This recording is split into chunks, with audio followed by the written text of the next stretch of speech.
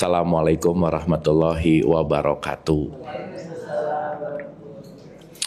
Alhamdulillahirabbil alamin, segala puja-puji milik Allah Subhanahu wa taala yang atas rahmat karunia kasih sayangnya. Alhamdulillah, pagi hari ini kita dikumpulkan lagi di tempat yang mulia ini. Pertama-tama mari kita sama-sama doakan siapapun yang menjadi jalan pertemuan kita di pagi hari ini senantiasa mendapatkan keberkahan dari Allah Subhanahu wa taala. Amin.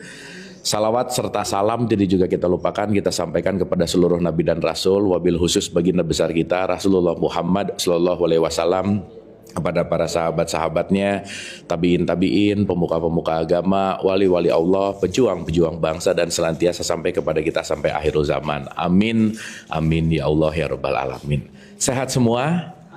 Alhamdulillah, alhamdulillah. Seperti biasa, pagi hari ini kita berkontemplasi bersama lagi. Kita belajar bersama lagi, dan yang paling terpenting senantiasa pembelajaran ini tempat kita semua untuk hening sesaat, berkontemplasi sesaat dari hiruk pikuknya pikiran, dari kekhawatiran, kecemasan, ketakutan, dari masa depan, dari masa lalu. Saya rasa semua problematika pikiran kita ini loncat depan belakang gitu, dan senantiasa kita bisa lebih menenangkan jiwa kita sesaat. Ya, tidak terlalu hektik gitu ya, nggak terlalu banyak pikiran, nggak terlalu banyak apapun gitu ya yang membuat jiwa kita jadi tidak tenang. Dan sebelum kita mulai ada baiknya kita hening dulu sejenak. Wabil khusus mari kita doakan kedua orang ibu bapak kita. Kita doakan siapapun yang terlebih dahulu meninggalkan kita, dan siapapun yang sedang sakit dalam keadaan musibah senantiasa kasih sayang Allah memberikan kekuatan, ketabahan, dan yang terpenting wabil khusus untuk kita hari ini kita bermunajat, kita sama-sama dimudahkan untuk mendapatkan hikmah dan pelajaran. Hening sesaat, santai dan rileks. Al-Hadiniyah, Al-Fatihah. Auzubillahiminasyaitonirrajim. Bismillah. Alhamdulillahirabbil alamin. Ar-Rahmanirrahim. Maliki yaumiddin. Iyyaka na'budu wa iyyaka nasta'in. Ihdinas siratal mustaqim. Siratal ladzina an'amta 'alaihim ghairil maghdubi 'alaihim waladdallin. Amin, amin, amin ya Allah ya Rabbal alamin. Terima kasih Ibu dan Bapak yang dirahmati oleh Allah. Senantiasa kita sudah lebih hadir utuh di sini saat ini dan siap untuk belajar. Dan pembelajaran yang terbaik itu penting untuk gembira. Dan supaya semangat dan gembira kita boleh tepuk tangan dulu. Nah gitu. Tepuk tangannya kurang semangat, boleh sekali lagi? Semangat. Baik, Ibu dan Bapak, hari ini kita akan melanjutkan modulasi kita. Kita masih dalam rangkaian penelitian ke dalam diri. Kita masih berbicara tentang meniti dan memahami. Ya, makasih. Dan ya, mangga, boleh. Hatur nuhun, terima kasih. Jadi terakhir kita sudah mulai menyadari, mewaspadai perasaan-perasaan di frekuensi yang rendah gitu ya. Oke. Kita ulang sedikit boleh Ibu dan Bapak? Boleh ya? Ya takut lupa, takut gitu. Tapi enggak ya, enggak lupa enggak ya? Nah. Ya, lupa sih enggak, cuman enggak ingat aja. Oke. Faktor U. Baik. Kita akan membuat apa ya? Ini akan jadi terminologi supaya kita nanti akan mengerti banyak hal gitu ya, Ibu dan Bapak. Jadi saya mau membuka dulu begini. Ada yang namanya fakta, ada yang namanya makna. Satu apa Bu? Fakta. Satu, yang kedua adalah makna. Oke. Yang menarik adalah kebanyakan dari kita, kebanyakan dari manusia sulit menerima fakta seapa adanya. Ya. Saya sedikit mau cerita oleh-oleh dari umroh kemarin, Ibu Bapak. Jadi saya ngobrol sama satu orang di sana gitu ya, dan kita bicara tentang satu kitab klasik lah gitu. Jadi Ibu dan Bapak, menarik banget. Ada doa yang tidak terlalu umum dan jarang didengar lah gitu kira-kira. Dan bahkan Nabi Muhammad pun sampai sering banget mendawamkan doa ini gitu. Dan ini buat saya ini one of the best lah, keren sekeren-kerennya. Karena pada akhirnya ya Ibu Bapak, fakta ini akan berbicara tentang yang namanya realitas. Dan orang yang tidak bisa menerima realitas sama dengan menderita. Nah, sebelum saya masuk ke doa itu, saya mau nanya dulu sama Ibu dan Bapak. Ibu dan Bapak dalam hidup punya masalah nggak? Ada? Apa masalahnya?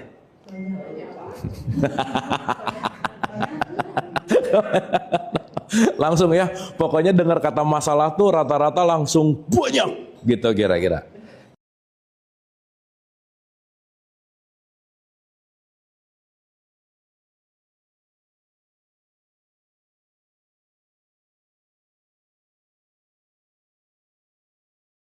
Oke, jadi kalau tadi Ibu dan Bapak dengar kata masalah, pasti di sini tuh banyak, betul nggak Bu, Pak? Oke.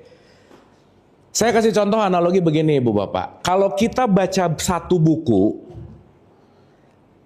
terdiri dari ratusan lembar, betul? Satu lembar terdiri dari beberapa paragraf. Satu paragraf terdiri dari beberapa kalimat. Satu kalimat terdiri dari beberapa kata. Satu kata terdiri dari beberapa huruf. Betul? Berarti sebuku raya Ibu Bapak cuma membolak-balikan 26 huruf, betul nggak? Iya. Nah. Jadi ada bahasa gini, kalau kita tidak melihat simpleks dari sesuatu, simpleks itu sesuatu yang simple, kita akan ribet hidupnya gitu. Yang menarik adalah kalau dengar kata masalah, simpleksnya itu jadi hilang. Nah, saya mau menggarisbawahi begini Ibu Bapak. Ibu Bapak tadi ngomong masalahnya banyak, sebenarnya base dari semua masalah hidup itu cuma dua, Bu, Pak. Cuma ada dua aja. Satu, keinginanku nggak kejadian. Yang kedua, yang tidak aku inginkan kejadian. Udah gitu aja. Betul nggak? Berarti dari dua ini keinginan kejadian dan yang tidak diinginkan kejadian. Saya kasih gambaran tengah, garis tengah satu kita balikin ya supaya langsung ke poin intinya adalah simpleks dari semua masalah itu adalah keinginan gitu kira-kira. Maka keinginan yang banyak pasti akan menjauhkan dari yang namanya realitas. Tapi bukan berarti jangan punya keinginan, bukan. Makanya di surat 22 ayat 52, setiap ada keinginan, setan pintu masuknya lewat situ gitu.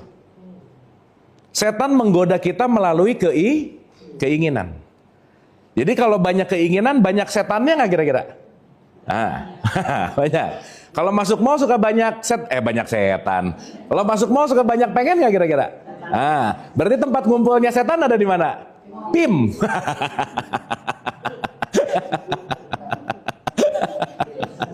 Sip ya. Oke. Nah, yang menarik Ibu dan Bapak, maaf ya, banyak orang pengen terlepas dari masalahnya tapi tidak melihat simpleksnya, melihat kompleksnya. Pengen ngerubah orang lain tapi tidak ingin merubah makna gitu kira-kira. Contoh ya. Kita pemanasan dulu sedikit ya. Nah, bismillah nih.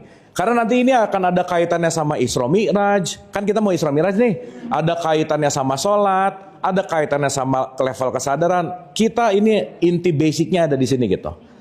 Seperti biasa pembahasan-pembahasan kita bikin simpleks supaya apa? Supaya kita keluar dari pembelajaran ini bisa diaplikasikan gitu kira-kira. Karena mending tahu satu teraplikasi daripada tahu 100 tapi jadi teori gitu Bu, Pak. Setuju ya? Jadi kalau sekarang ada orang tahu banyak tapi tidak teraplikasi, ya jadi cuman kumpulan pengetahuan. Bagus sih, tapi tidak merubah hidup gitu. Sampai sini oke dulu? Sip ya? Nah, pertanyaan. Jadi saya ulang dulu, di sini datangnya sebuah keinginan itu akan sangat membuat kita untuk bentrokan dengan yang namanya realitas atau fakta. Contoh, saya nggak pernah bosan pengen mengulang-ulang dengan contoh ini. Ibu dan Bapak, orang itu menyebalkan gara-gara dia menyebalkan atau gara-gara aku memaknai dia menyebalkan? Yang mana?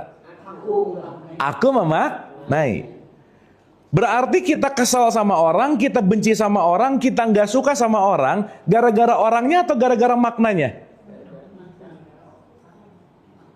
Hah? Ibu bapak pernah sebel sama orang nggak? Oh jangan sering lah. Udah di usia-usia segini jangan sering-sering lagi lah ya. Jangan. Kalau sering capek nanti gitu. Adalah ya sebel sama orang. Pertanyaan, sebel itu kan gara-gara bukan dia begitu, betul nggak? Tapi nggak cocok dengan keinginanku. Betul nggak? Maka setiap keinginan akan memunculkan makna. Wah menarik deh Bu, Pak. Saya mau spill ke ujungnya ya. Kalau kita sering dengar kata-kata kemelekatan tertinggi dalam hidup adalah ketika kita melekat kepada makna, satu makna. Selesai. Karena kita tidak mampu merubah makna. Contoh. Nih ya, saya kasih contoh. Ya Bapak kita bikin ininya dulu ya. Bikin bagan-bagannya dulu ya. Supaya nanti masuk ke pembahasannya jadi enak gitu. Contoh.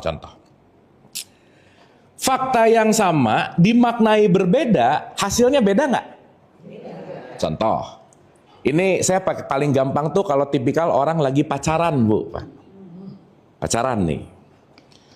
Dulu waktu PDKT, dia saking sayangnya, saking senangnya, ngasih lagi, taunya belakangan, waktu ngasih happy itu pasti, betul nggak Bu Pak? Nah, taunya belakangan, taunya orang ini tahu nyebelin, gak cocok, akhirnya putus gitu. Setelah putus, pemaknaan waktu ngasih waktu pacaran itu happy banget, tapi waktu putus, rugi bego banget ya gua, kenapa dulu ngasih itu ya gitu. Bisa berubah nggak maknanya? Bisa. Padahal memberikan ke orang yang sama, tapi karena beda pemaknaan, yang satu akan menimbulkan kebahagiaan, yang satu akan menimbulkan yang namanya rasa penyesalan. Betul nggak Bu Pak? Yes. Berarti pertanyaannya, fakta ini selalu tidak pernah bisa kabur dari realitas, tetapi fakta apapun tergantung dari bagaimana kita melakukan yang namanya makna. Contoh lagi, menurut ibu dan bapak memaafkan susah atau mudah? Hah? Kenapa susah? Kenapa kita susah memaafkan coba? Rasa egois. Tapi inti dari susah memaafkan karena kita tidak mampu merubah makna. Betul nggak? Karena kita melekat kepada satu makna itu, ketika kita nggak bisa melepaskan makna lama, maka kebencian itu nggak akan pernah hilang, Bu, Pak. Dan yang paling rugi adalah orang yang melekat kepada satu makna, orang yang tidak mampu melepaskan makna lama. Maaf ya, itulah yang namanya melekat, atau kalau boleh saya bilang pakai bahasa Quran, itu yang disebut orang-orang musyrik gitu kira-kira. Musyrik itu artinya mempersekutukan Allah. Oke? Allah itu artinya realitas. Berarti orang yang menolak realitas mempersekutukan Allah nggak kira-kira? Maka pasti hidupnya nggak bahagia. Contoh. Nih ya, contoh dulu. Ibu dan bapak semua fakta yang hadir dalam hidup kita. Contoh. Kalau sakit yang datang, faktanya aku sedang mengalami sakit, betul nggak? Kalau sehat yang lagi datang, faktanya aku lagi mengalami sehat. Pertanyaan saya, sakit dan sehat yang baik yang mana? Mending sakit, mending sehat? Hah? Berarti sakit baik? Sehat baik? Kalau sakit? Nggak baik? Oke, sekarang saya tanya. Mau sakit dan sehat baik atau tidak, tergantung sakit dan sehatnya atau tergantung memaknainya? Memaknai. Ketika sakit datang, aku menolak rasa sakit itu karena aku lagi sakit tapi pengennya sehat, pasti menderita, Bu, Pak. Padahal kita nggak bisa nolak yang namanya sakit. Betul nggak? Maka kemarin kita pernah bahas bahwa setiap kejadian yang datang ke kita itu pasti berpasangan, yin yang. Maka mohon maaf ibu bapak, kalau kita pengen nerima enaknya aja, nggak pengen nerima nggak enaknya, berarti kita lagi mempersekutukan realitas. Kan nggak bisa punya pasangan enaknya aja, nyebelinnya nggak mau, nggak bisa bu pak. Betul nggak? Banyak kan nyebelin kan. Tapi ya udah ya, pasangan dan anak dan keluarga dan apa itu memang tempat pembelajaran gitu, nggak bisa enggak. Nah, ditelan aja betul. Nah, artinya kenapa saya mundur dulu ke sini? Bahwa tidak akan ada hidup yang akan selaras dengan kehidupan yang diinginkan oleh Allah kalau kita bahas kepada teologis, selama kita tidak punya kemampuan untuk menerima yang namanya realitas atau yang namanya fakta. Nah, dalam bahasa Quran fakta yang terjadi namanya musibah gitu. Ibu bapak pernah dengar kata musibah nggak? Iya. Dan kadang-kadang musibah langsung dianggap buruk nggak? Iya. Padahal buruk atau tidak bukan apa yang datang, tapi bagaimana kita menempatkan maknanya di situ. Sampai sini oke? Berarti ibu bapak kalau pengen bahagia, yang penting dilakukan adalah merubah realitas atau merubah makna. Udah itu aja. Wah, keren, udah. Ini kan top lah gitu. Ini cuman review-review aja kan gitu. Nah, berarti kalau saya sekarang masih susah maafin orang, cobalah bukan pengen ngerubah dia, rubahlah makna bahwa satu, ya memang programnya begitu. Makanya kan kalau di tradisi Jawa, ibu dan bapak, puncak dari semua ilmu ke Jawa, itu bahasa kerennya disebut nerimo. Nerimo tuh artinya, ya kita nggak bisa melampaui apapun dalam konteks kehidupan sebelum ada kata-kata yang namanya penerimaan. Dan semua kekeosan hidup, semua pasti datang karena adanya penolakan. Dan penolakan datang pasti karena ada keinginanku. Aku tuh pengennya, mulai itu. Dan ibu bapak sorry to say, sesaat kita ada di level pemaknaan terus, kita akan selalu menggunakan kata harus dalam hidup. Akhirnya apa? Harusnya anak itu, nah udah mulai itu. Harusnya pasangan itu, mulai itu. Sesaat kita terjebak dalam dunia keharusan, kita akan sulit menerima yang namanya fakta. Karena kita lupa bahwa dalam hidup tidak ada yang harus gitu. Sampai sini oke ibu bapak? Mangga ibu. Kalau kita melihat ini, apakah ini yang dibilang di aku 3 atau aku 4? Yes. Karena kita belum bisa melepaskan untuk bisa naik ke aku 2. Iya, oke. Itu di aku 3 atau di aku 4 nih? Oke, nah kita bahas sedikit ya. Oke. Ibu bapak, kita punya satu terminologi supaya kita mudah untuk mengenal diri. Contoh dulu ya, sebelum masuk ke situ. Makasih Bu, pertanyaannya bagus banget. Gini, ibu bapak kita pengen mendekat kepada Allah nggak? Iya. Pengen nggak? Iya. Pertanyaan saya, bisa nggak kita mendekat kepada Allah? Bisa. Bisa tapi sulit. Gini, dengerin dulu pertanyaannya. Saya dan kursi sekarang ada jarak nggak? Ada. Kalau saya ke kanan sedikit, mendekat atau menjauh? Ke kanan lagi? Kalau saya dari sini terus saya ke kiri, mendekat atau menjauh? Saya bisa mendekat ke kursi nggak? Kenapa?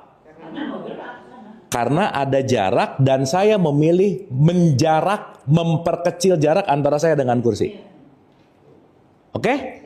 Oke. Nah, sekarang saya mau nanya. Kita sama Allah ada jarak nggak? Enggak. Kan di dalam diri. Nah. Ya, nih. Ulang ya, ulang. Allah itu meliputi. Ikan yang terlalu lama jadi ikan dan terlalu lama berenang di lautan, dia lupa kalau dia ada di dalam air, Bu, Pak. Betul nggak? Saking dia tiap hari ada di air, dia berenang di air. Contoh aja, ibu bapak sesaat kita udah mengenakan pakaian, diingat-ingat lagi nggak aku lagi pakai baju? Enggak. Karena udah pakai. Berapa persen kita sadar kita lagi pakai baju? Sedikit banget. Kenapa? Begitu dipakai, udah nggak dipikirin. Kenapa? Aku dan baju sudah menyatu. Betul nggak? Jadi kita nggak usah jauh-jauh ke Allah dulu lah. Ibu dan bapak sama baju yang dikenakan dekat nggak? Udah bukan dekat lagi, berserta. Nempel. Lekat. Saking lekatnya udah nggak kepikiran. Nah itu yang terjadi sama Allah, Bu.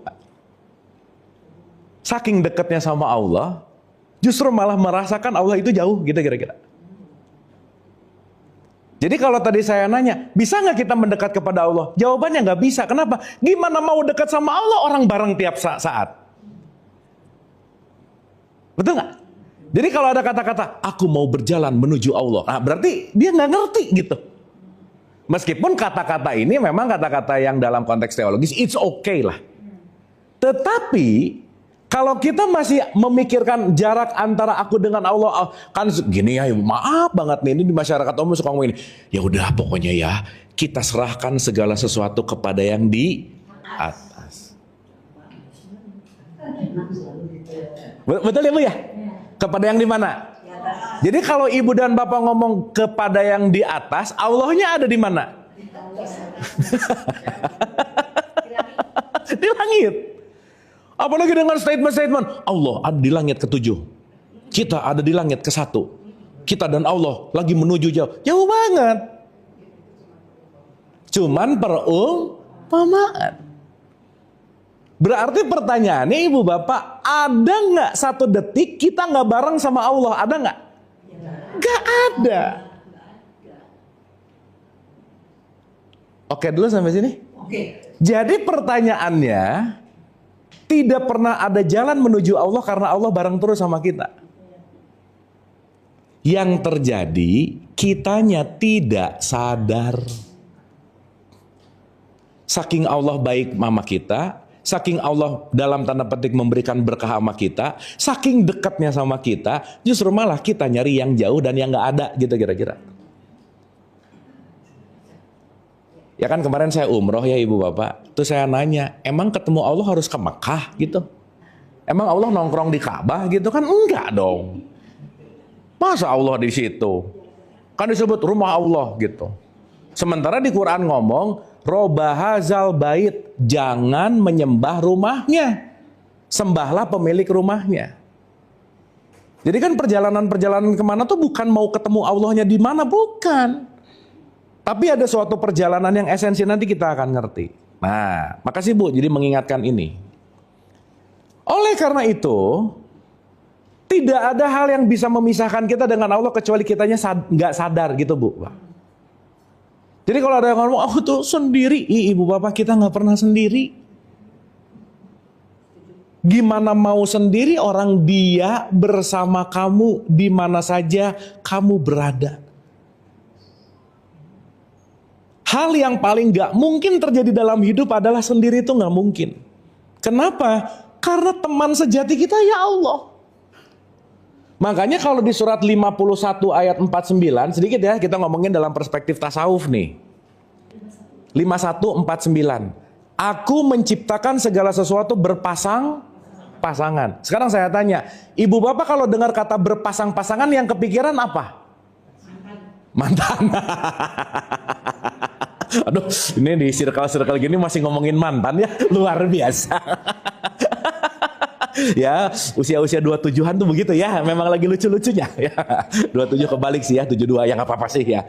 Nah, sekarang yang jadi pertanyaan adalah, yuk kita renungkan sedikit gini Ibu Bapak. Maaf ya. Allah sebagai Khalik, pasangannya hanyalah makhluk sebagai yang diciptakan. Jadi ibu bapak, mari kita sama-sama agak dalam memaknai pasangan. Pasangan sejati kita sebagai makhluk hanyalah Allah yang jadi holiknya, titik. Maka mau nggak mau, suka nggak suka, itulah kenapa pasangan sejati kita tuh ya hanya dia gitu.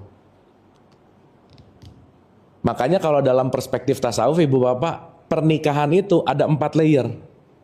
Nomor 1, nikah dulu sama Tuhan, baru nikah sama makhluknya gitu. Karena kalau kamu sudah menikah dengan Allah, kamu sudah tidak membutuhkan cinta. Kenapa? Karena kamu sudah dipenuhi oleh cintanya Allah. Maka ketika kamu menikah dengan makhluknya, tugasmu hanya memberikan cinta, bukan mengharapkan cinta dari makhluk. Gitu loh Bu. Ini kalau dilanjutin jadi ceramah pernikahan sih, tapi cukup aja ya, udah dulu gitu. Gak apa-apa. Tapi dapat ya? Nah, berarti pertanyaannya, hal yang paling gak mungkin dalam hidup adalah terpisah dari Allah. Dan nanti kita akan mengerti ibu bapak betapa kasih sayang Allah. Ada satu statement dari Nabi Muhammad sebelum nanti saya cerita yang tadi. Kasih sayang Allah selalu mendahului murkanya. Jadi kalau Allah mau marah, disalib sama kasih sayangnya, nggak jadi Bu Pak. Allah mau mengazab, disalib lagi sama kasih sayangnya, nggak jadi. Jadi ibu bapak, sorry to say, hal yang paling susah dalam hidup itu masuk neraka Bu Pak. Kenapa? Karena Allahnya kasih sayang banget gitu. Contoh aja, ibu bapak pernah tahu esensi pertanyaan kubur nggak? Pertanyaan kubur yang sering dibahas di banyak umum, kan nomor 1 apa coba? Manrob buka. Saya mau nanya, menurut ibu bapak itu pertanyaan yang mudah nggak? Mudah banget tinggal jawab Allah, betul nggak? Coba kalau pertanyaan kubur, Abu, menurut pandangan filsafat, apa perbedaan wujud, mawujud, dan mahiyat? Pusing Bu Pak. Betul nggak? Apa esensi ketauhidan menurut Ibnu Arabi gitu? Pusing. Tapi pertanyaan Allah cuman, man robuka? Allah, surga. Betapa Allah ingin memudahkan kita untuk selalu bersama Dia. Betul nggak Bu Pak? Yang ribet ini nih, mau-maunya. Yang ribet adalah konsep-konsepnya gitu. Sehingga hari ini ketika dikatakan bahwa aku sesuai dengan persangkaan hambaku, betul nggak Bu Pak? Jadi ngelihat, ya Allah, Engkau kenapa memberikan aku azab yang besar? Engkau kenapa menguji aku dengan kesulitan-kesulitan ini? Akhirnya apa? Kita punya perspektif terhadap Allah, bukan Allah pemegang hukum, tapi Allah sebagai penghukum, gitu Bu. Emang Allah menghukum kita? Enggak, tapi Allah punya hukum. Di mana setiap hukumnya pasti ada konsekuensi.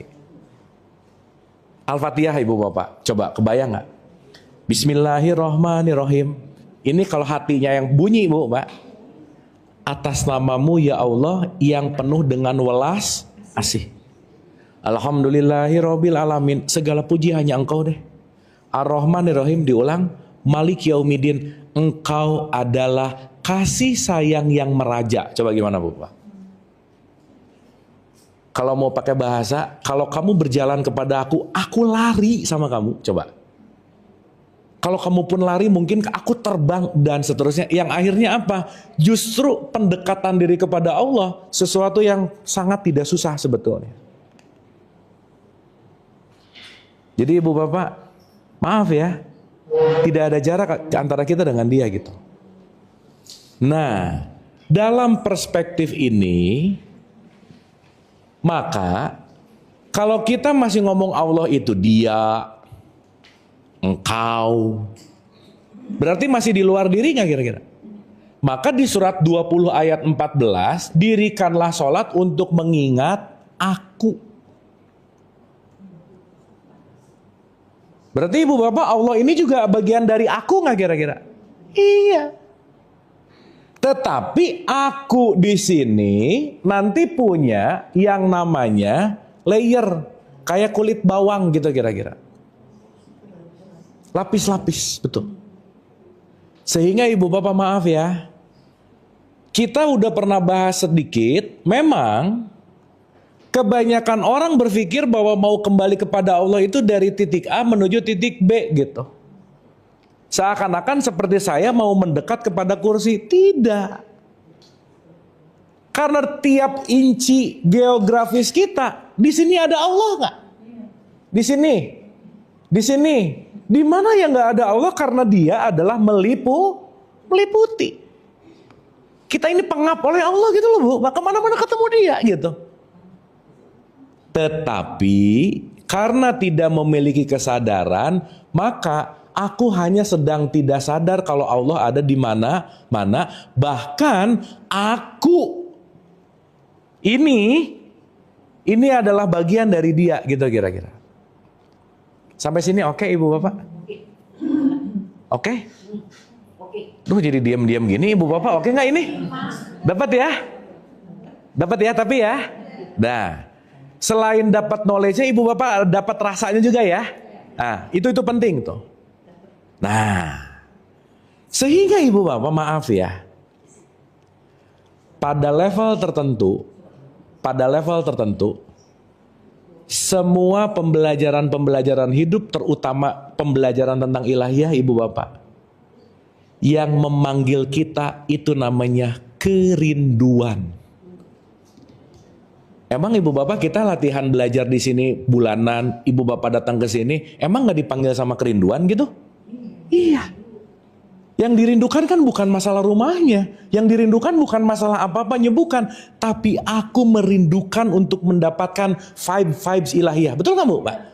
Itu yang membuat kita bisa bonding gitu. Sayanya nggak penting, semua ininya jadi nggak penting juga. Tetapi kita datang ke sini dengan kita mau berusaha apapun karena kekuatan terdahsyat dalam hidup adalah kerinduan untuk berjumpa dengan kekasih. Kan gitu kira-kira. Makanya Rumi itu selalu bilang, keren deh Bu, Pak. Terkadang perlu menjarak untuk saling merindukan gitu Bu, Pak. Artinya apa?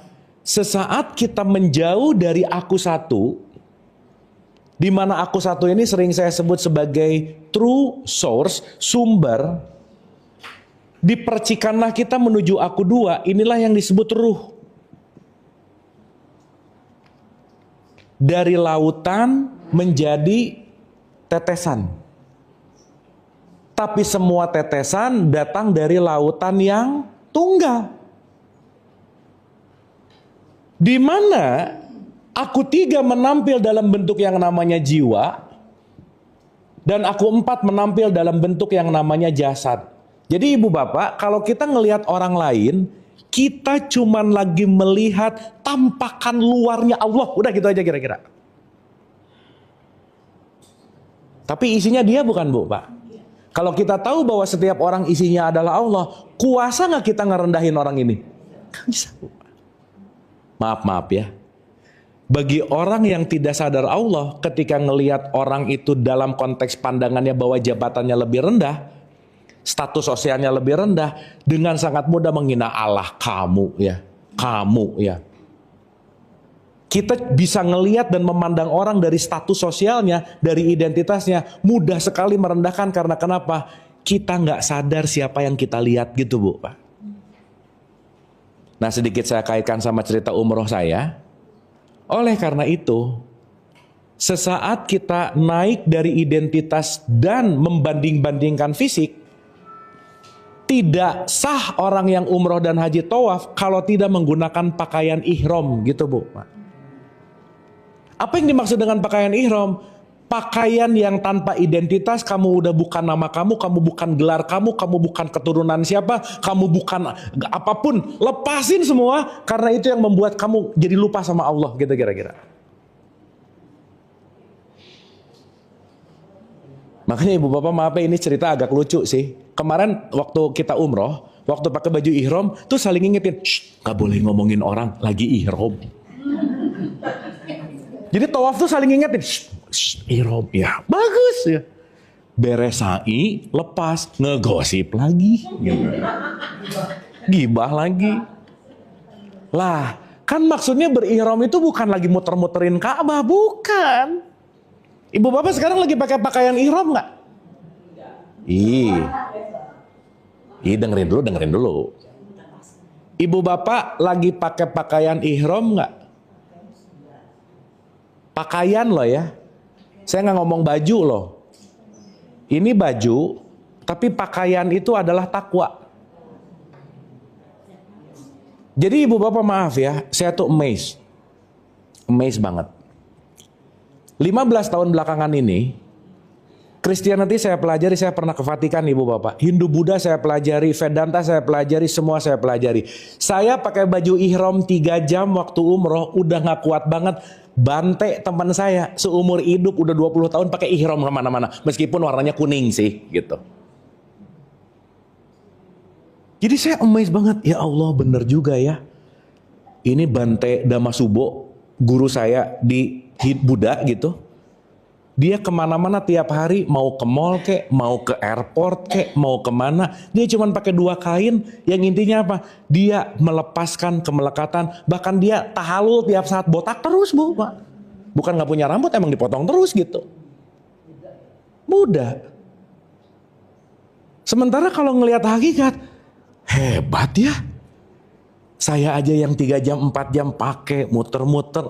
Kan gak boleh pakai apa-apa ya bu, Pak. Gak enak banget gitu. Sementara pelajaran harian seorang Bante yang menggunakan pakaian ihram, di mana-mana dia berada, dia sudah lebih umroh dan lebih haji daripada saya. Saya berpikir gitu, karena kenapa? Dia udah jadi laku gitu loh bu, Pak. Nah, saya memaknai satu. Oh, berihram itu ngajarin bukan lagi tawaf pakai baju putih-putih, tapi selesai tawaf pun pakaian takwanya jangan dicopot gitu loh bu, Pak.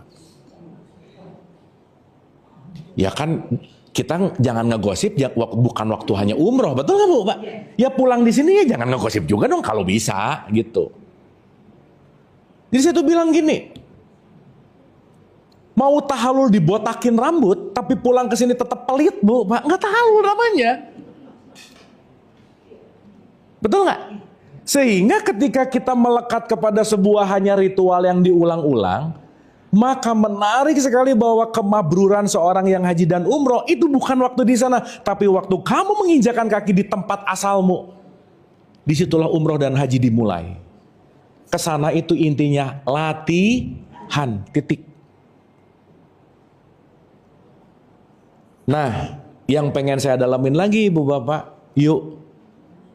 Ibu bapak, mudah-mudahan deh kita bukan termasuk lagi orang-orang yang sibuk nyari Tuhan gitu bu, Pak.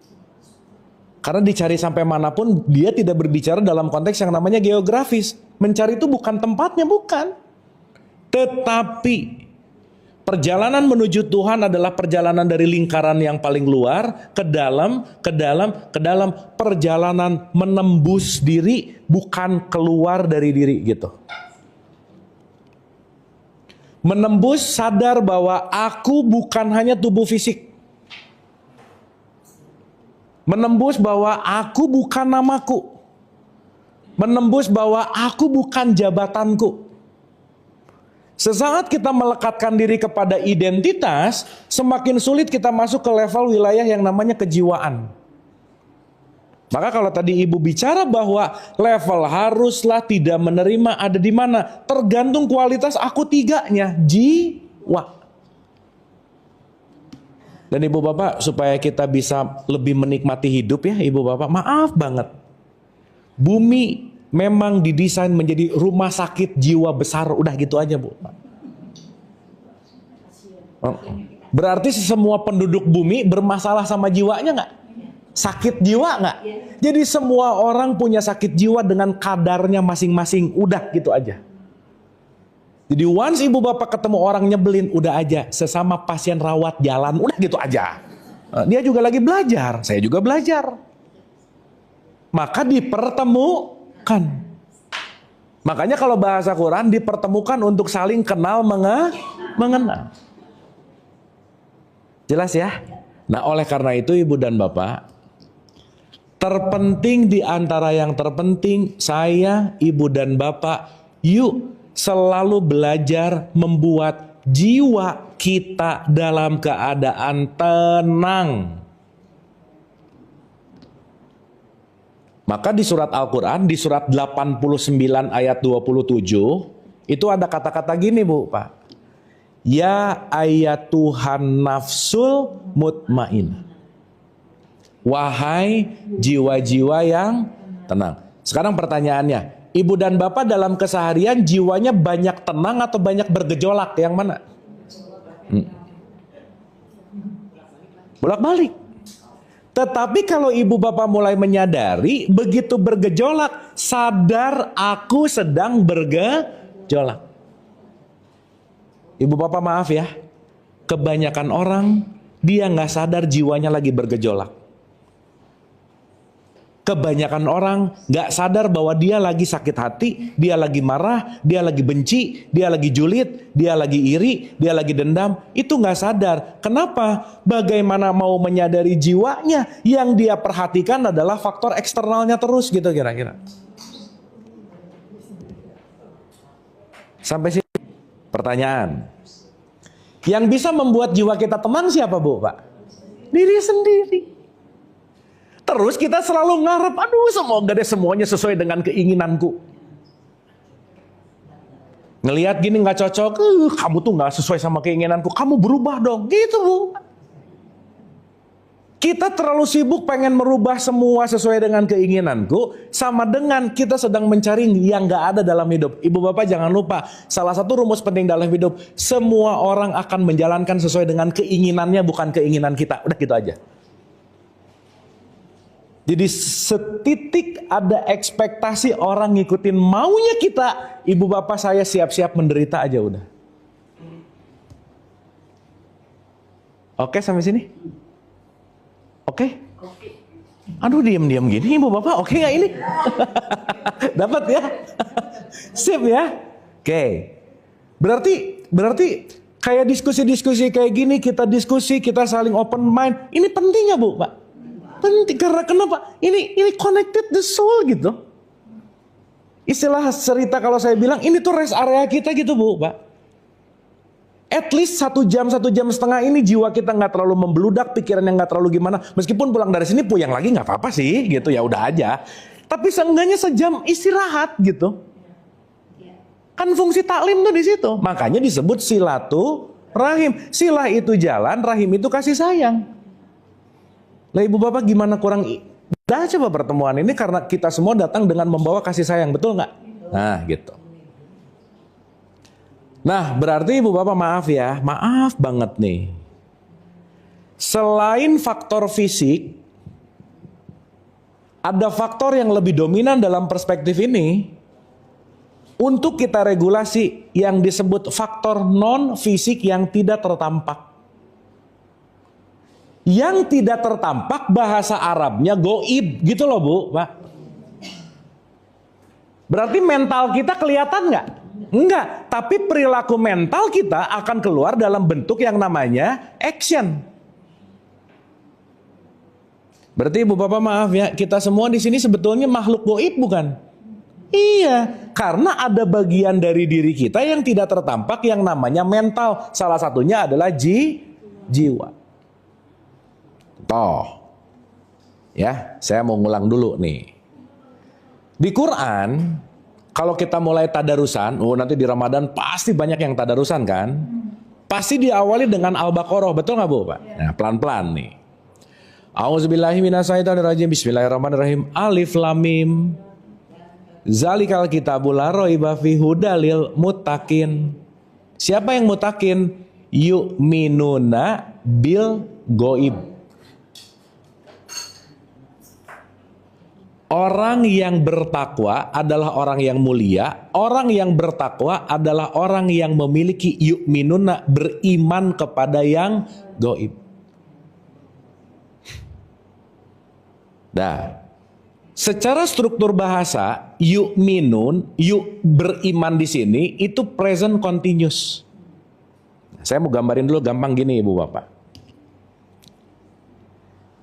Ada 3 tingkatan level manusia. Level paling rendah namanya zolim. Ibu bapak pernah dengar kata zolim nggak? Zolim itu artinya gelap. Gelap itu artinya dia tidak mengenal dirinya. Dia tidak punya banyak pengetahuan tentang dirinya. Bahkan orang ini sering membohongi perasaannya. Itu zolim tuh.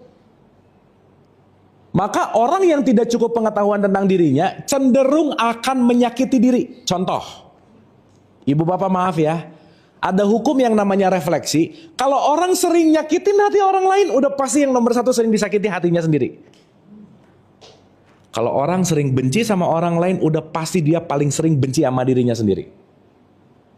Jadi ibu bapak, perhatikanlah apa yang kita lakukan sama orang lain, itu pasti kita sering lakukan pada diri sendiri. Sehingga banyak yang gak sadar yang kita lakukan terhadap diri sendiri, kita perlu orang lain untuk menyadari perilaku kita sama diri sendiri. Contoh, kalau orang sering negatif thinking sama orang lain, udah pasti dia sering negatif thinking sama dirinya sendiri, udah gitu aja. Jadi begitu ibu bapak ketemu orang terus responnya gimana, ingat itu yang sering dilakukan pada diri sendiri. Itu namanya zalim. Naik satu level, itu yang disebut menjadi orang beriman.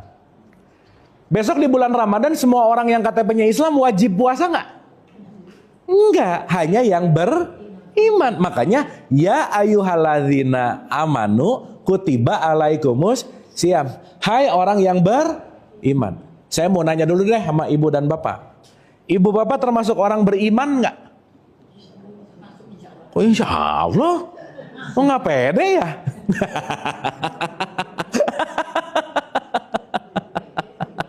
Gini, ibu bapak boleh kita ngecek keimanan kita, boleh? Gini cara ngeceknya.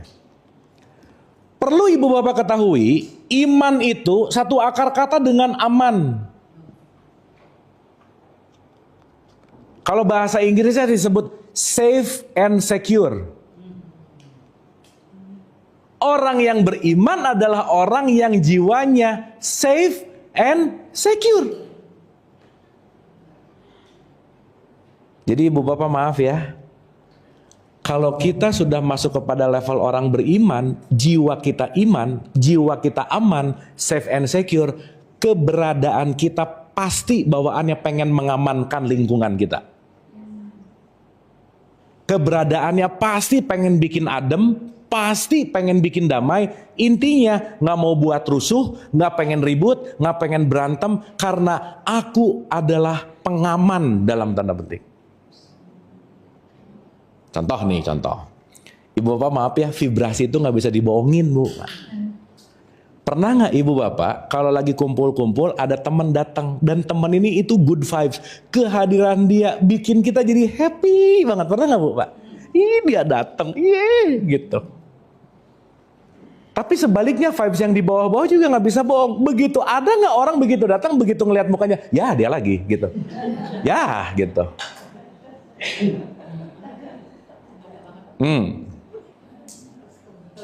Makanya ibu bapak, salah satu indikator husnul khotimah atau tidak, keberadaan kita dirindukan gak sih gitu.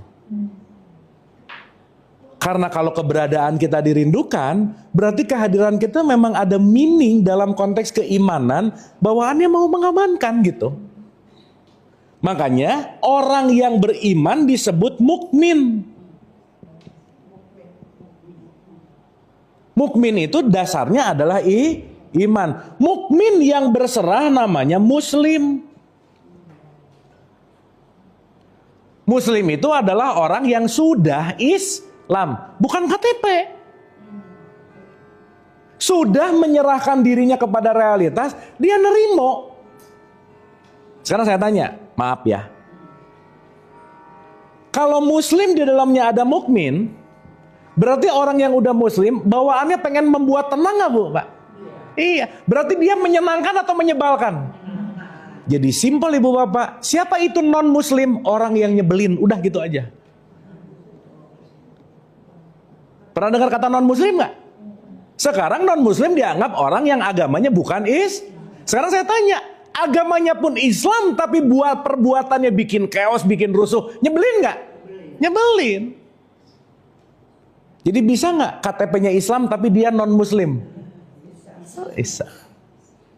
Jadi jangan gampang bahwa itu non-Muslim, kenapa KTP-nya beda? Karena itu bukan Islam. Jangan-jangan yang ngomong ngeresein ini yang non-Muslim gitu. Bukan dia yang kita tunjuk. Jadi nggak apa-apa kita bersahabat dengan orang non-Muslim ya? Lah, kan kalau kita paham ini Muslim dan non-Muslim adalah bukan KTP bu. Berarti kan kita ngerti bahwa mau itu KTP-nya Islam, Kristen, Katolik, Hindu, Buddha, isinya tetap aku satu nggak? Ah, Ibu Bapak sedikit nih ya. Kemarin saya buka kitab klasik, saya tuh penasaran. Apa yang membuat seorang Nabi Muhammad pengen melakukan sebuah yang namanya perubahan? Perubahan kan? Contoh.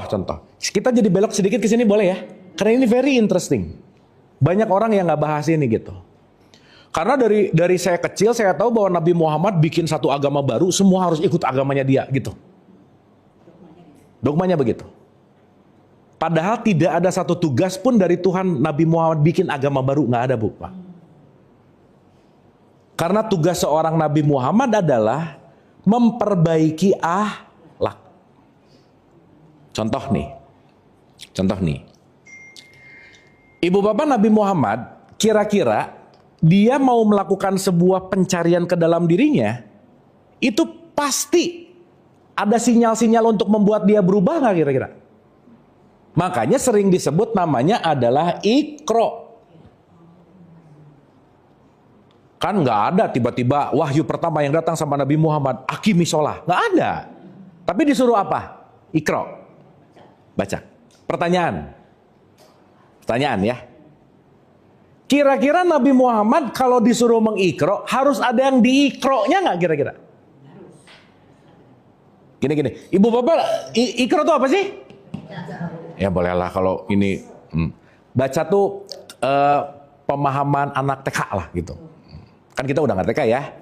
Jadi kita naikin sedikit pemahaman kita tentang ikro. Ikro bukan membaca fakta, makna, masalah. Bukan. Tetapi melakukan observasi. Contoh. Mau orang datang rajin ke pengajian, rajin hatam rajin, tapi begitu keluar masjid ada P dicoret. Berarti dilarang apa? Berarti kalau dia parkir di tempat P dicoret, berarti dia nggak ikhro gitu kira-kira. Buta makna.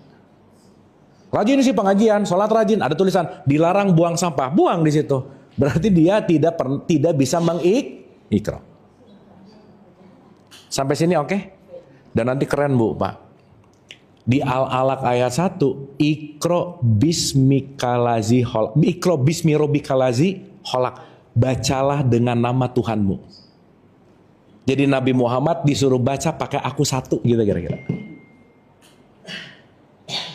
Aduh ini saya jadi spill 4 pertemuan ke depan, gak apa-apa ya Ibu Bapak ya, pelan-pelan ya, pelan-pelan. Karena ini very interesting.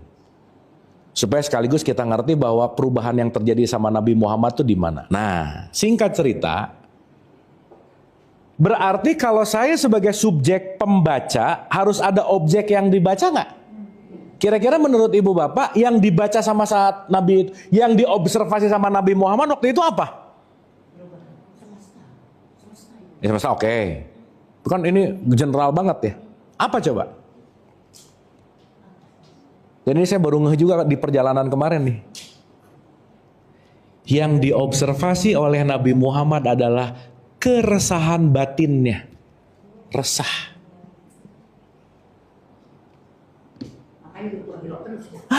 Tahu bener.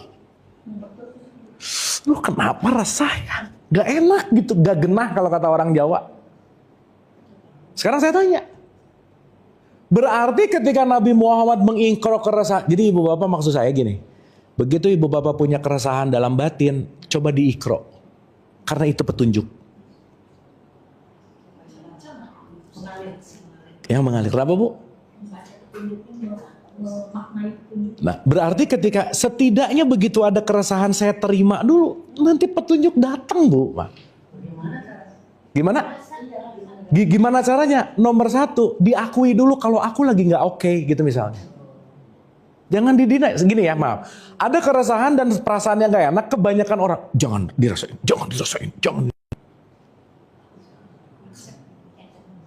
Ditolak.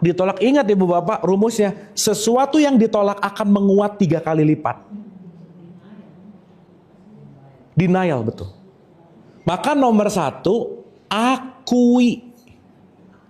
Ibu bapak maaf ya, ini saya banyak kasus nih. Orang-orang dengan status tertentu udah ngerasa bahwa oke-oke banget. Jadi kalau dia nggak enak di sini, dia dengan statusnya, mau itu dokter, psikiatri, psikolog, I'm fine. Dan pola pikirnya, masa saya ahli jiwa, kok saya sakit jiwa? Ngapa? Aku enggak deh kayaknya. Gitu Bu, Pak. Semakin dia mengenggak-enggakkan diri, semakin dia menolak perasaan yang asli, semakin dia akan masuk berputar-putar di wilayah ilusi gitu kira-kira. Dan itu menarik. Jadi caranya gimana? Terima. Accept. It's okay to not okay gitu. Saya kasih contoh ibu bapak, maaf ya. Ketika ibu bapak kesel aja. Iya. Begitu kesel jangan sampai, jangan kesel. Jangan. Makanya ibu bapak kalau lagi kesel ada 2 rumus utama. 1, tarik napas. Yang kedua, tarik tunai. Pasti sembuh ibu bapak udah.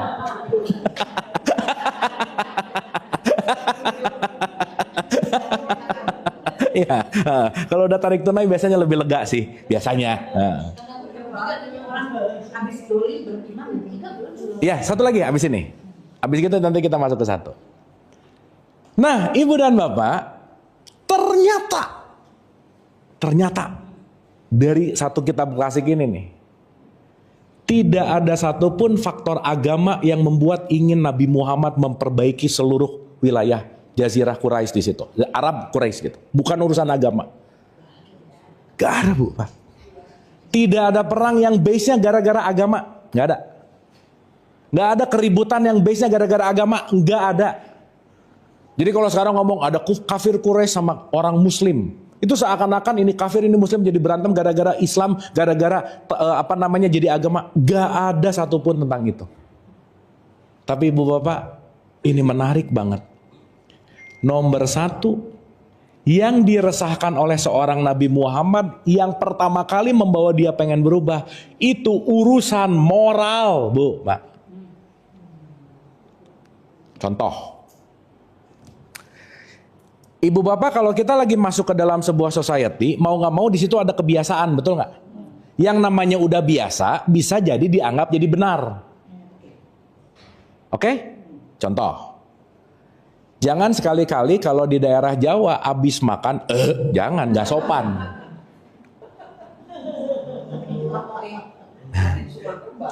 Nah, tapi ibu bapak kalau lagi disuguhin durian ucok di Medan, belum menghormati yang ngasih. Paham maksud saya? Berarti bersendawa tergantung lokasi gitu. Lihat-lihat dulu ini kebiasaannya seperti apa. Nah, maaf ya, masyarakat Quraisy pada ibu bapak ini saya kalau ceritain sedih sih, tapi ya fakta ya. Pas 2 hari yang lalu saya ketemu sama ahli, saya cerita dulu sini, nanti saya cerita pertemuan itu. Jadi ibu bapak maaf ya, pada saat itu Nabi Muhammad terlahir di sebuah society yang membenarkan dan membiasakan bahwa perempuan tidak dianggap manusia. Dah gitu.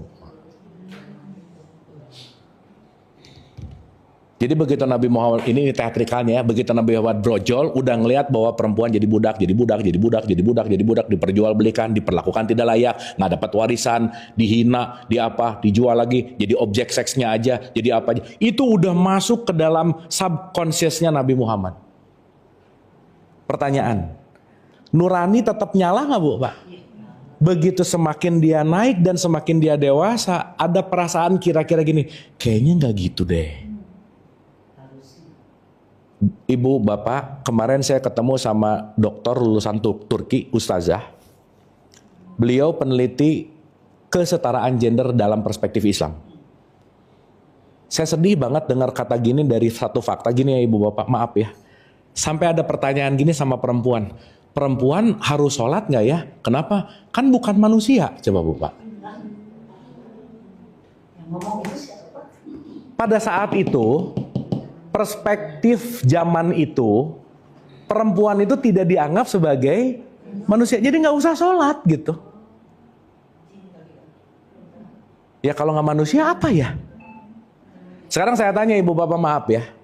Kira-kira perspektif itu dalam tanda petik, perspektif waras atau kurang waras? Iyalah. Anak perempuan, ibu bapak maaf ya, ini fakta nih. Pada saat itu kalau ada orang Arab lahir dan punya anak perempuan, satu pasti marah, yang kedua malu, yang ketiga pilihannya dikubur hidup-hidup.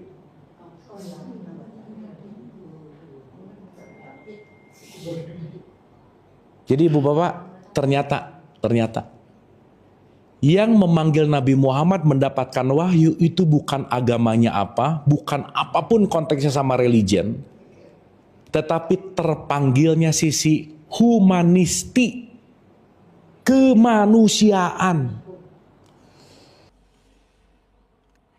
Jadi Nabi Muhammad itu datang untuk misi kemanusiaan, bukan misi keagamaan gitu loh Bu.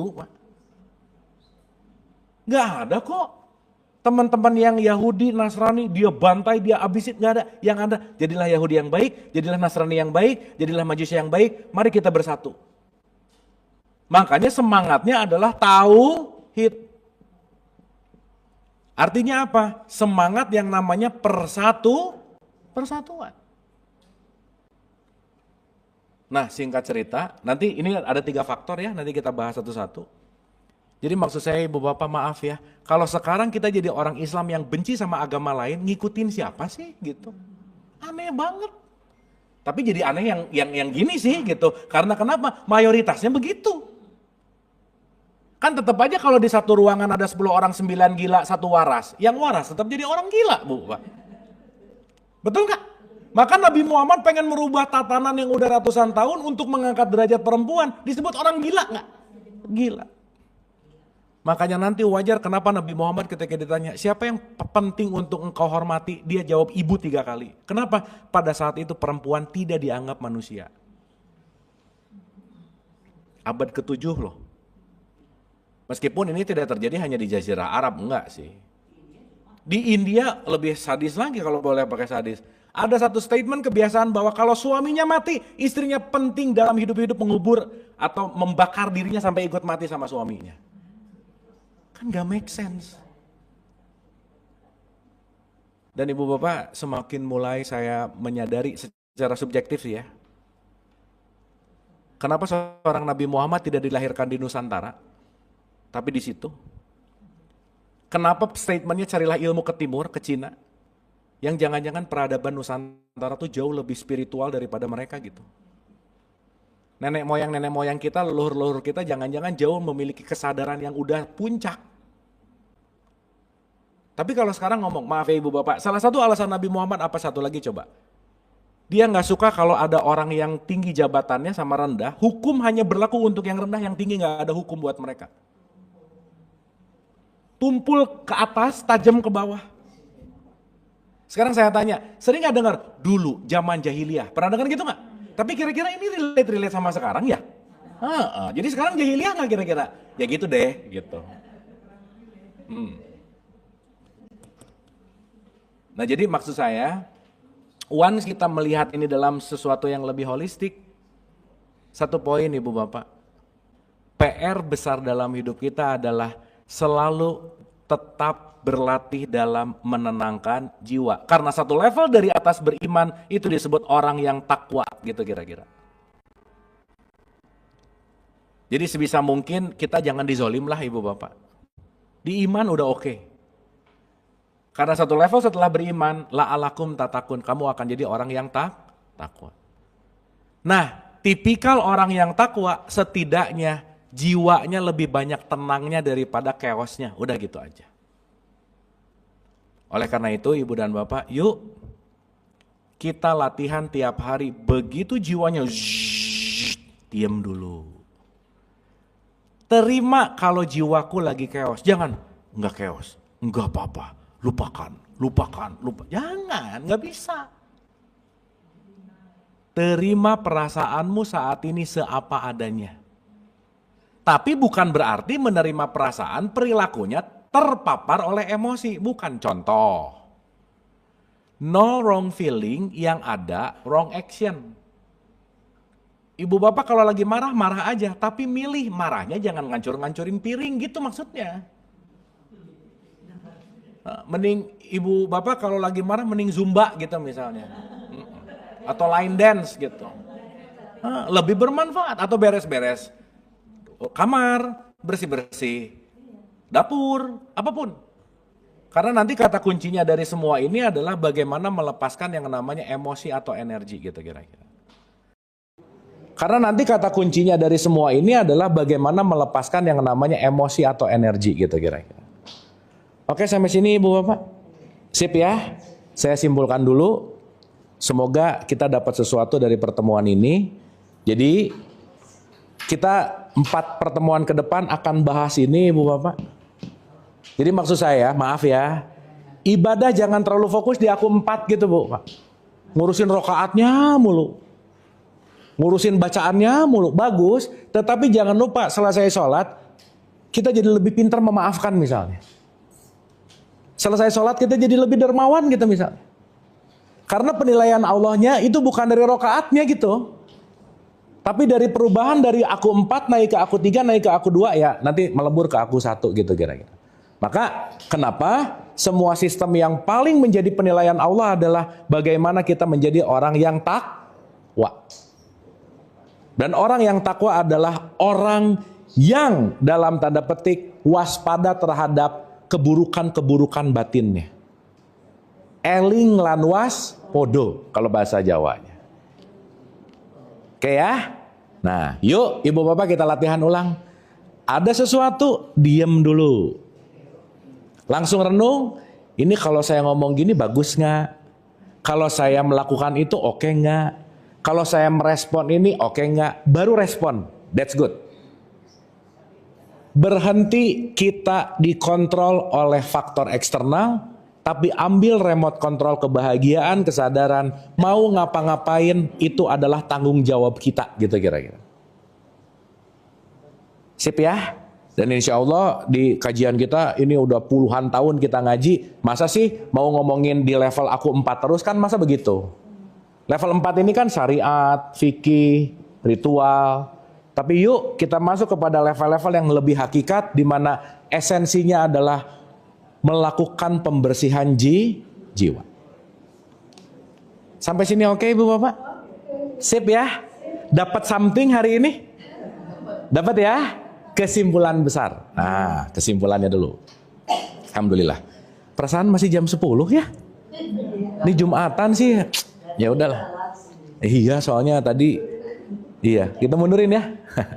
Insya Allah next kita start lagi lebih early, Bu. Oke. Kita simpulkan dulu ya Ibu Bapak ya. 1. Penting untuk mengulang-ulang merubah pemaknaan sesuatu apalagi kalau selama ini kita memaknai itu hal buruk. Coba belajar memaknai ketika sakit, oh sakit gak enak, emang sih, tapi aku mau memaknai dengan sakit aku punya waktu beristirahat, dengan beristirahat aku punya waktu untuk kontemplasi. Begitu ada orang datang nyebelin, oh aku lebih memaknai, dia akan mengajarkan aku kesabaran. Kenapa? Karena Ibu Bapak kalau tadi malam doa, ya Allah jadikan orang sabar, pasti besok ketemu orang nyebelin, udah gitu aja. Betul gak? Karena sabar gak ada di pengajian. Tapi sabar karena kita sering ketemu sesuatu yang kita gak suka. Terlatihnya sabar atau tidak tergantung siapa yang datang dan tergantung bagaimana kita merespon. Maka Ibu Bapak, kata kunci hari ini yang paling penting adalah yuk lakukan perubahan-perubahan makna lama untuk memperbaharui makna baru dan isilah dengan makna-makna yang membangkitkan kesadaran kita. Supaya kita pun semakin bisa menerima yang namanya realitas. Karena kita nggak bisa melawan yang namanya realitas, kita hanya bisa selaras dengan yang namanya realitas. Oke Ibu Bapak? Sip? Semoga calming soul-nya saat ini bisa dibawa diulang-ulang. Nanti begitu beriak, ingat, saya mau mengembalikan kepada state calming, jeda sesaat, terima. Jeda sesaat, terima. It's okay to not be okay. Perfect itu datang dari imperfectnya. Gitu. Karena semua dalam konteks yang namanya yin yang. Saya rasa itu, Ibu dan Bapak, maka Ibu. Ada 3 Bu, moral, spiritual, sama sosial. Tapi kan kita belum bahas. Nanti ya, satu-satu ya. Aduh Ibu Bapak, perjalanan umroh kemarin modul banyak nih. Wah keren banget. Wah, kenapa? Apanya? Kan faktanya sama, memaknainya beda Bu. Saya terakhir ke sana tuh 19 tahun yang lalu gitu. Iya. Jadi waktu haji 2005, umroh sih 2008 gitu ya, 18-17 tahun yang lalu. Terus terakhir ke sana, wow. A lot of different experience lah gitu kira-kira. Pemaknaannya lebih asik gitu. Gitu kira-kira. Jadi ternyata bukan masalah tempatnya, tetapi kita belajar tentang Iqra gitu kira-kira. Oke, Ibu dan Bapak? Sip ya? Dapat sesuatu hari ini? Alhamdulillah. Sebelum kita tutup, mari kita hening sejenak, santai dan rileks. Senantiasa apa yang kita pelajari tidak hanya berhenti di pengetahuan, tapi juga kita resapi dalam rasa. Dan yang paling penting, lepas dari kajian ini, rasa itu output menjadi yang namanya laku, perilaku, dan akhlak. Al-Hadiniyah, Al-Fatihah. Auzubillahi minasyaitonir rajim. Bismillah. Iyyaka na'budu wa iyyaka nasta'in ihdinas siratal mustaqim. Siratal ladzina an'amta 'alaihim ghairil maghdubi 'alaihim waladdallin. Allahumma rabbighfirli wa li walidayya warhamhuma kama rabbayani shaghira. Rabbana atina fid dunya hasanah wa fil akhirati hasanah wa qina adzabannar. Wa adkhilnal jannata ma'al abrar ya aziz ya ghafar ya rabbal alamin. Subhana rabbika rabbil izzati amma yasifun wa salamun alal mursalin walhamdulillahi rabbil alamin. Hatur nuhun, terima kasih Ibu dan Bapak. Ibu dan Bapak tetap sehat dan bahagia. Wabillahi taufiq wal hidayah. Assalamualaikum warahmatullahi wabarakatuh.